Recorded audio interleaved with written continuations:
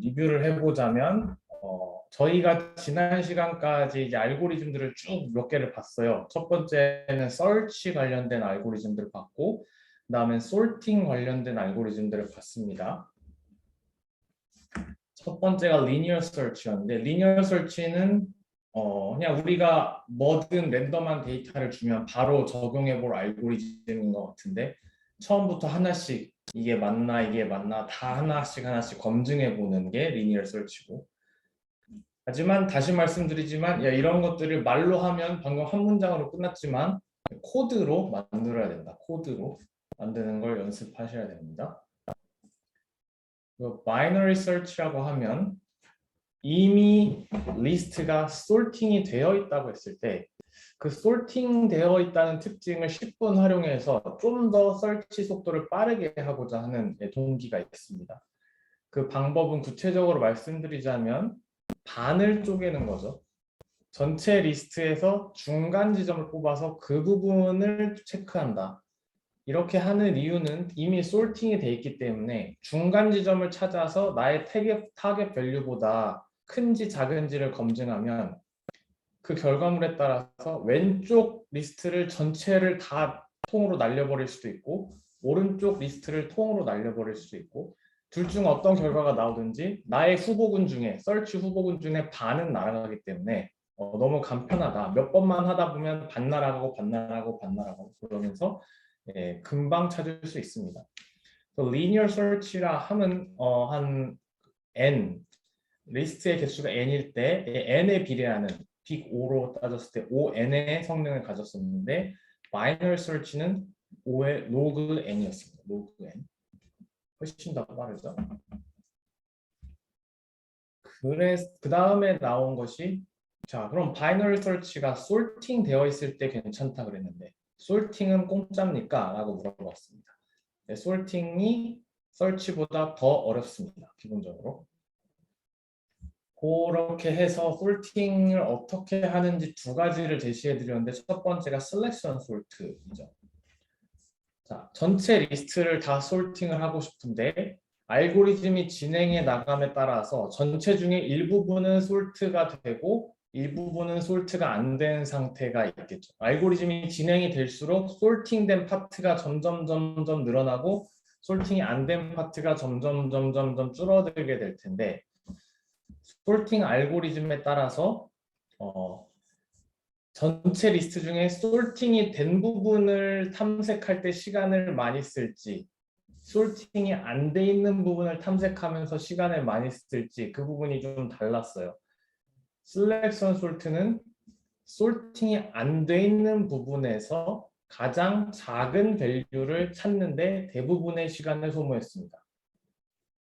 가장 작은 밸류를 찾아서 그 다음에 뭘 하냐면 가장 왼쪽, 솔팅이 안 된 리스트에 있는 리스트의 가장 왼쪽에 있는 밸류랑 쉬프트, 스왑을 했습니다.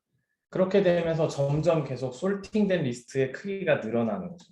가장 왼쪽에 작은 밸류가 더해지고 하면서 점점 솔팅이 많이 되고 그 unsorting된 리스트에서 가장 작은 밸류를 찾는 알고리즘이 결국에는 unsorting된 리스트를 전체를 다 봐야지 가능한 작업이어서 저희가 사실상 ON이 들어가는 거였어요. 그 find min이라는 미니멈 밸류를 찾는 작업이 그게 ON이고 그 바깥쪽을 싸고 있는 전체 전체 리스트를 한번 훑어가는 그 그 바깥 부분에 있는 for 룹이 또 하나가 돌아가기 때문에 그 for 룹이 하나 돌아가는데 그 안에 또 돌아가서 결국 n제곱에 비례하는 그런 성능이 나오게 되었죠.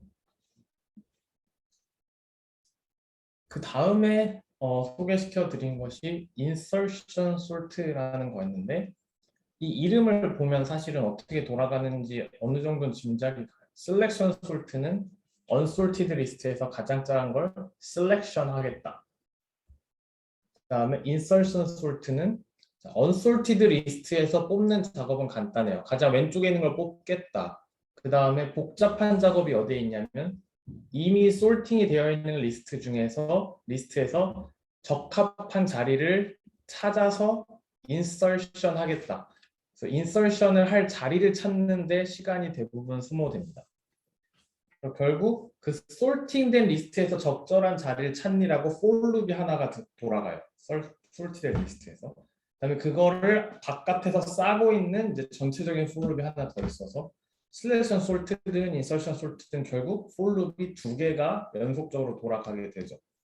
그래서 도찐 개찐이다 성능은 그렇게 말씀을 드렸고, 그 인설션 솔트는 이제 셀렉션 솔트처럼 전체 리스트를 보진 않아도 된다는 게 세밀하게 보면 장점이었는데, 왜냐하면 적합한 자리를 찾는 순간 거기서 멈추잖아요. 폴룹이 나머지 부분을 더 안 봐도 돼서 되게 간단하고 금방 끝나겠다 싶기도 했는데 사실 하나가 더 들어갔죠. 그 체크하는 거 말고도 하나하나 체크할 때마다 계속 스와핑 자리를 바꾸면서 진행을 했기 때문에 스왑하는 추가적인 부담이 있어서 셀렉션 솔트나 인서션 솔트나 대동소이한데 인서션 솔트가 사실 조금 더 느리다 그랬어요. 스왑하는 게 좀 부담이 돼서.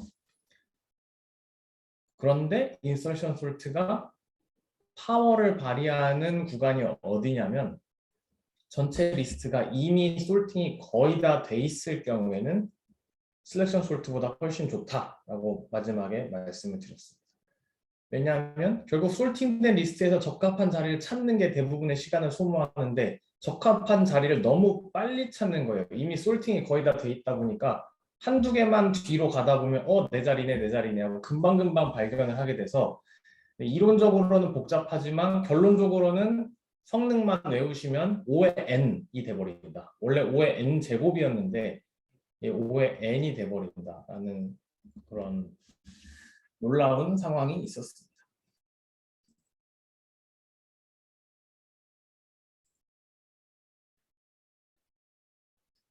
자, 그럼 이제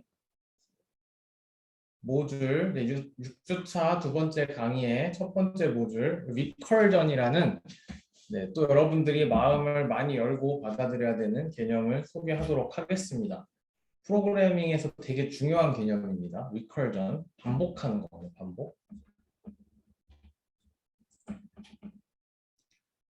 리컬전이란 개념은 이런 겁니다. 어떤 펑션이 실행이 되는데 그걸 실행하는 도중에 자기 자신을 또 불러요. 자기 자신을 또 부르는 겁니다. 만약에 A라는 펑션이 딱 콜이 됐는데 A라는 펑션이 그 바디 안에서 자기를 또 부르는 동작을 하는 겁니다. 그럼 계속 부르고 이런 동작이 반복되는 거죠. for loop하고 약간 다른 개념이죠. for loop이든 while loop이든 어쨌든 뭔가 어떤 i라는 파라미터든 뭔가를 두고 계속 이제 똑같은 동작을 반복하는데 리컬전은 그런 룹을 사용하지 않았지만 자기 자신을 계속 부르기 때문에 뭔가가 반복돼요. 뭔가가 반복됩니다. 그래서 이런 것들을 어떻게 쓰는지 봅시다. 예를 들면 이러한 걸 하고 싶어요. 우리가 팩토리얼을 계산하고 싶은 거예요. 팩토리얼. n 팩토리얼이 뭔지 아시죠? 1부터 n까지 쭉 곱한 게 n 팩토리얼이죠. 그리고 특별 케이스로 0 팩토리얼은 1이라고 그냥 정의가 돼 있어요. 0 팩토리얼은 1이다. 자, 그럼 이런 상황에서 우리가 보통 그냥 계산한다면 이 정도가 나오겠죠. 그죠? 한번 써볼까요? 팩토하고 n int 이렇게 팩토리얼 함수를 만드는데 처음에는 1이다. 0 팩토리얼도 1이니까 1인 상태에서 이제 i를 가지고 룹을 돌린다. 어디서부터? 1부터 n 플러스 1 하면 n에서 멈추겠죠. n 플러스 1이니까 이 상황에서 계속 곱한다. i를 계속 곱한다. 1부터 n까지 계속 곱한다. 그렇게 한 다음에 룹이 끝나면 return answer 한다. 이러면 이제 1부터 n까지 쭉 곱하는 거를 for 룹으로 구현을 해놓은 건데요. 일단 잘 돌아가나 볼까요? 팩토 5 120 맞죠? 5, 4, 3이 다 곱하면 120이죠. 자, 이런 게 하나의 구현 방식이라면 또 다른 구현 방식이 있습니다. 리컬전이라는 건데요. 요건 어떨까요? 자, 비슷하게 팩토, 근데 제가 그냥 리컬이라고 부를게요. 인트 뭐 헤더야 다를 거 없겠죠. 근데 바디가 네, 일단 여기까지는 받아들일 수 있죠. 만약 n이 빵이면 리턴 1이다. 왜냐하면 빵일 때는 0 팩토리얼은 1이라고 했으니까. 근데 이제 핵심이 어디에 있냐면 이 아랫부분. 짜잔. 네. 요건 어떻습니까? 라는 요건.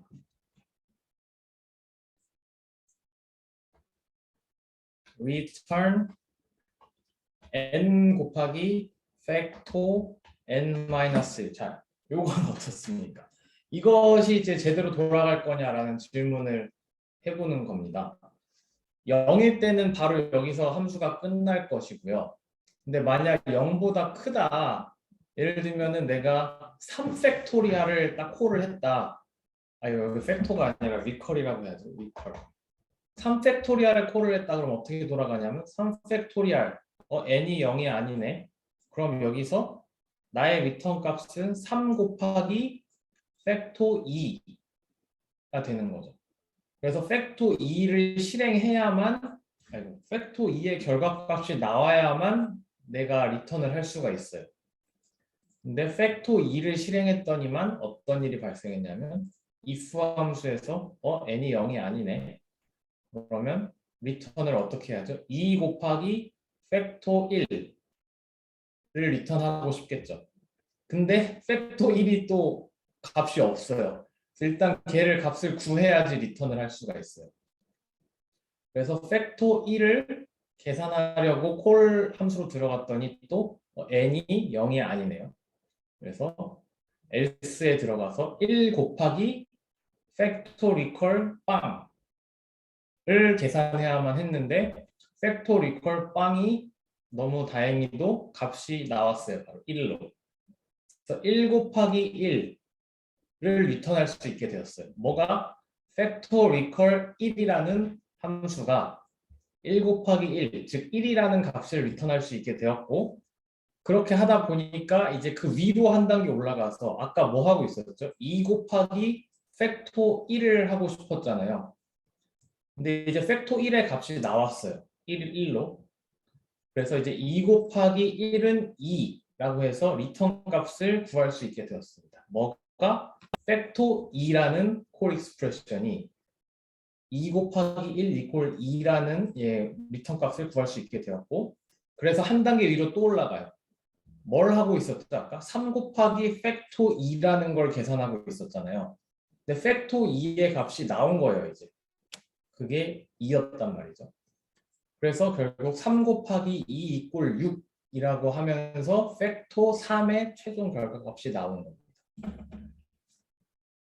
그래서 이런 식으로 동작하는 것을 리커시브한 동작이라고 하는데 리커전이라는 거는 되게 특별해요. 언제 가능하냐면 내가 어떤 문제를 풀고자 하는데 그 문제가 동일한 구조를 반복하는 구조예요. 그래서 그 문제보다 약간 작은 문제를 풀어도 구조는 똑같은 거죠. 예를 들면 5팩토리얼이라는 문제를 푸는 거나 4팩토리얼이라는 문제를 푸는 거나 구체적인 값은 달라도 그 문제를 해결하는 구조가 똑같은 거죠. 그래서 이런 식으로 전체 프로그램이 동일한 구조의 서브 프로그램으로 계속 반복되는 경우에 리커전이라는 개념을 쓰면 되게 쉽게 구현을 할 수가 있습니다. 그래서 우리가 이 리커전이라는 컨셉의 마음만 열린다면 열리기가 쉽지 않아요. 수보자는 이걸 쓰기가 너무 두렵지만 만약에 익숙해지기만 한다면 사실 구현이 훨씬 더 간단해집니다. 나중에. 막 룹을, for 룹을 돌리고 while 룹 돌리고 이런 것보다 훨씬 간단해져요. 그냥 깔끔하게 함수 하나 콜하면서 끝나거든요.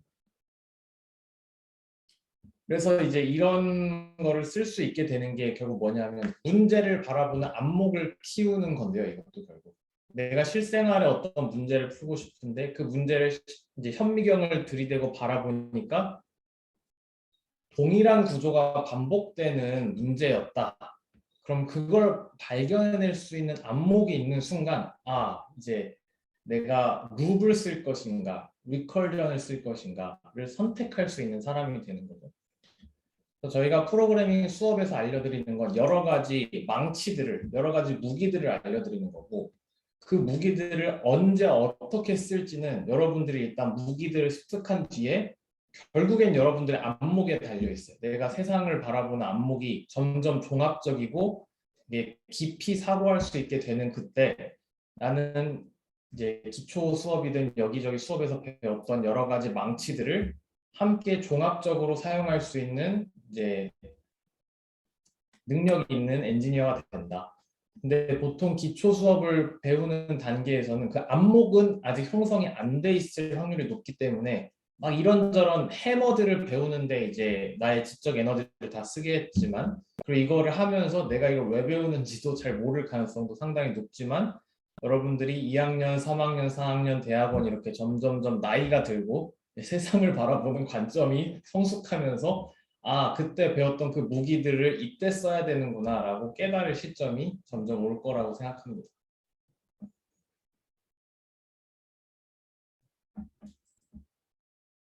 자, 이럴 때 리커시브한 걸 쓸 수 있는 이유는 서브 프로그램을 풀었던 결과가 재사용될 수 있기 때문이죠. 5팩토리얼을 계산할 때 4팩토리얼 값이 계산되어 있으면 무진장 편하다. 그런 거죠. 이렇게 재사용할 수 있게끔 제공해 주기 때문에 리커전을 쓰는 게 편합니다. 나중에 좀 더 진보된 알고리즘 수업을 들으면 다이나믹 프로그래밍이라는 게 또 있어요. 리커전 플러스 메모리를 잘 쓰는 거거든요. 예를 들면 5팩토리얼이라는 문제를 푸는데 4팩토리얼이라는 문제가 이미 풀려서 메모리에 저장만 돼 있으면 인생이 너무 편해지겠죠. 다시 막 5, 4, 3, 2, 1 끝까지 내려갈 필요가 없고 5 곱하기 4팩토리얼 이미 내가 메모리에 저장해놨던 그 값만 불러내면 문제가 바로 끝난다. 그래서 메모리만 잘 사용하면 알고리즘 속도가 무진장 빨라지는 걸 경험할 수 있습니다. 다이나믹 프로그래밍으로 가시면. 근데 여기선 다루지 않습니다.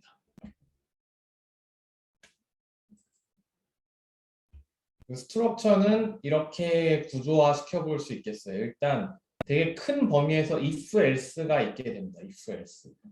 근데 그 if else가 뭘 하냐면 이렇게 베이스 케이스냐 리커시브 케이스냐를 나누는 기준이 돼요. 베이스 케이스는 뭐냐면 아무 뇌를 쓰지 않아도, 아무런 머리를 굴리지 않아도 바로 답이 튀어나올 수 있는, 정의에 의해서 바로 답이 튀어나올 수 있는 구간이 바로 베이스 케이스입니다.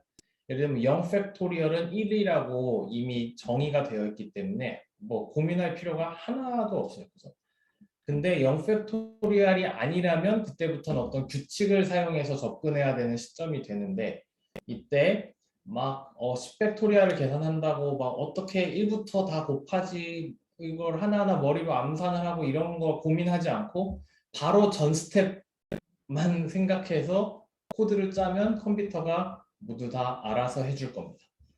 그게 이제 리커전의 힘이죠. 바로 전 스텝만 생각해도 된다.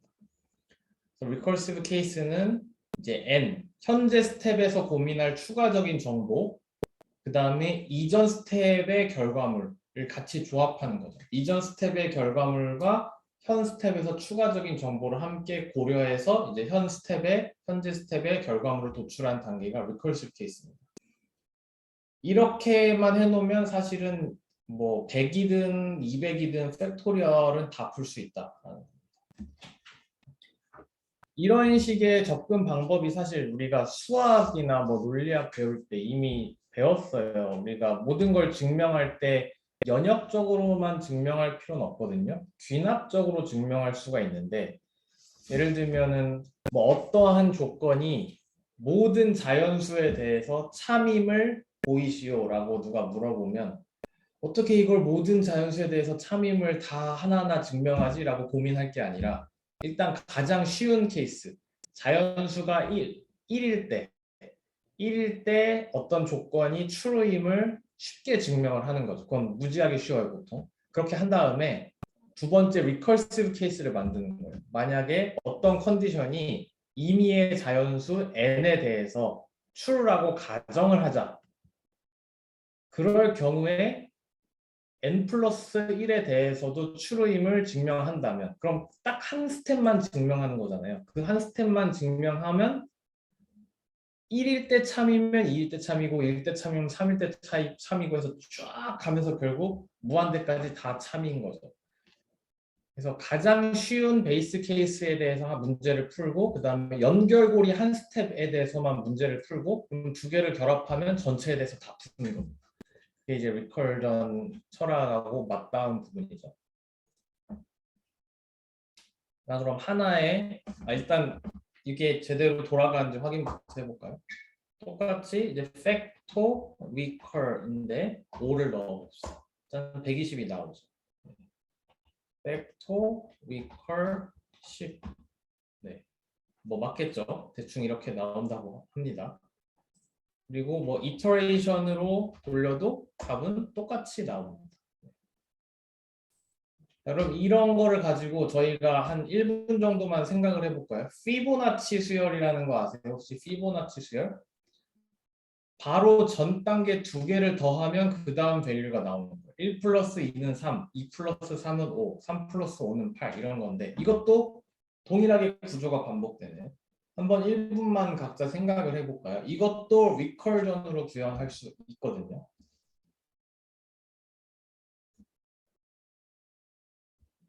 여기서 이제 베이스 케이스는 이 두 개가 될 거예요. 1과 2는 어떻게 규칙을 통해서 도출할 수 있는 게 아니고 1과 2는 주어져 있는 거죠. 근데 1과 2만 주어져 있다면 그 다음부터는 규칙에 의해서 계속 다음 걸 만들 수 있어요. 그래서 베이스 케이스가 이 두 개고 나머지가 리커시브 케이스로 구현이 되면 될 것 같네요.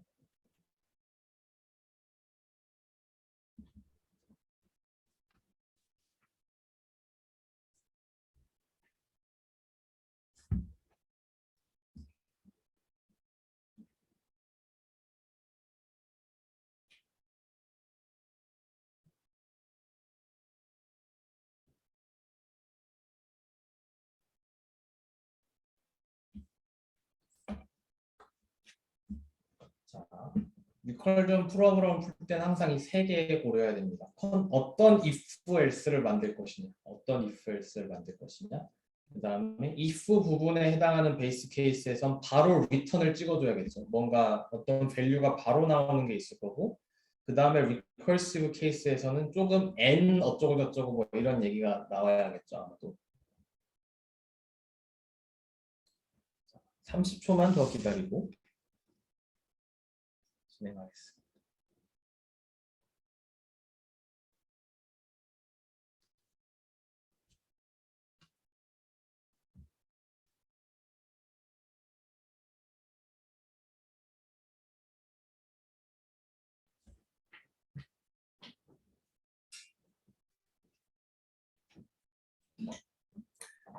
자, 그럼 다시 시작을 해보죠.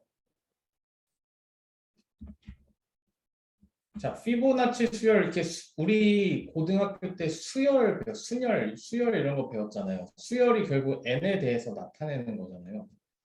근데 우리가 수학적으로 수열 배울 때는 막 이렇게 이런 수식을 나타내면 이걸 가지고 막 그 n-1, n-1 이런 거 다 없애고 n에 대해서만 막 전체 다 나타내는 막 복잡한 문제 푸는 걸 배웠는데 컴퓨터 세계로 들어오면 너무 편해요. 이렇게 전체를 n에 대해서 도출하고 그런 거 요구하지 않아요. 그냥 이 스텝 한 스텝만 알면 그냥 그거 컴퓨터한테 풀어달라 그러면 알아서 해줄 겁니다. 이런 거. 우리가 수학에서 수열 풀 때보다 사실 훨씬 쉬운 거죠. 컴퓨터로 구현할 때는. 그래서 자, 피보나치를 이렇게 만들고 헤더를 그 다음에 뭘 해야 된다 그랬죠? if else를 해야 된다. if else. 이 if 부분은 베이스 케이스를 알아야 되는데 자 처음에 1과 2는 어떻게 규칙으로 도출할 수 있는 부분이 아니라고 했어요. 그래서 얘네들은 그냥 바로 답을 줘야 된다. 그래서 이때 그냥 n을 리턴해버리면 되겠죠. 1이면 1을 리턴하고 2면 2를 리턴하고 이렇게 한 다음에 이 리커시브 케이스에서는 피보나치의 n-1과 n-2를 더한다. 그래서 리턴 값을 상정하면 그냥 끝납니다. 네, 그냥 끝납니다. 아주 간단하게 코드를 보면 되게 심플해요. 근데 이 안에서 막 이렇게 돌아가는 거를 머릿속으로 받아들이는 게 일단 상당히 처음에는 고통스러운데, 일단 내가 어떤 문제에서 구조가 반복된다는 걸 캐치할 수 있는 능력이 길러지는 순간 딱히 고민을 안 하게 됩니다. 왜냐하면 한 스텝만 고민하면 그 다음부터는 내가 그냥 신뢰를 해버리거든요. 왜냐하면 구조가 같다는 확신이 있으니까. 그래서 계속 이런 식의 구현을 한번 연습해 보시면 좋겠습니다.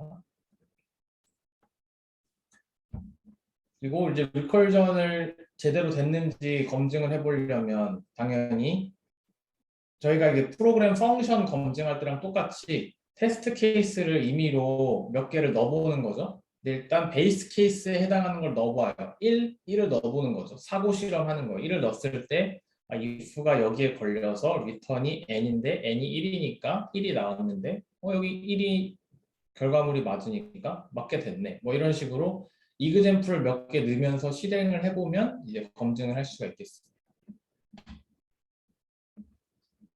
그리고 이때 또 검증할 거는 자 아까 그 귀납적 증명이랑 똑같은데 리커시브 케이스를 일일이 밑으로 내려갈 필요가 없고 만약에 피보나치 n-1과 피보나치 n-2가 맞다라고 가정하면 예를 들면 내가 이쪽 부분 1, 2, 3, 4, 5, 6 피보나치 6에 대해서 검증을 하고 싶으면 일단 n-1과 n-2 그러니까 5와 8이 제대로 나왔다고 가정을 해버리면 됩니다. 5와 8이 제대로 도출되었다고 가정하고 그 다음에 13이 제대로 나오냐를 계산을 해보면 5 플러스 8은 13 그럼 n-1과 n-2가 코렉트 할 때 n이 코렉트하게 나오네 라고 한 스텝만 검증하면 돼요. 막 밑으로 타고 들어가가지고 1까지 내려가서 어떻게 되냐 막 이런 걸 다 검증할 필요가 없습니다. 한 스텝만 검증하면 됩니다.